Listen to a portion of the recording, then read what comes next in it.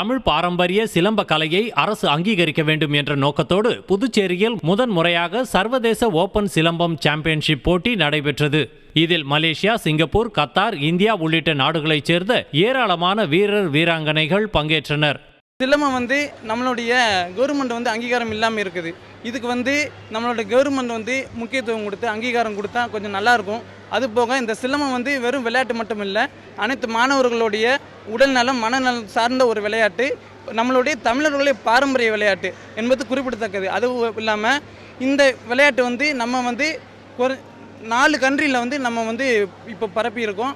இது போக என்னுடைய மூத்த ஆசான்மார்களை பல்வேறு நாடுகளில் செயல்படுத்தி நடைபெற்று கொண்டு இருக்கிறது. பல்வேறு நாடுகளில் இப்போ பாண்டிச்சேரியில் 4 கண்ட்ரிகள் நடந்து கொண்டு இருக்கின்றன.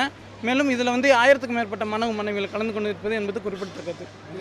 இதில் ஒலிம்பிக்கில் நம்மளோட சிலம்பத்தை கொண்டு வந்தால் நம்மளோட தமிழர்களுக்கும் பெருமை, இந்த விளையாட்டுக்கு பெருமை, மாணவ மாணவிகளுக்கும் ஒரு சிறந்த ஒரு ஊக்கத்தொகையாக இருக்கும் என்பது என்னுடைய கருத்து.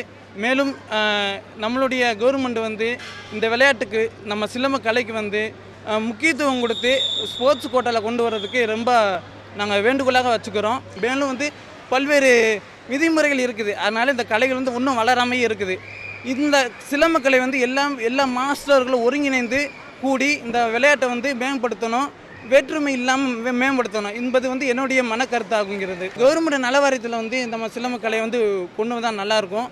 மாணவர்களுக்கு கொஞ்சம் ஊக்கப்படுத்துவதற்கும் கொஞ்சம் இதுக்கு ஹெல்ப்பாக இருக்கும்.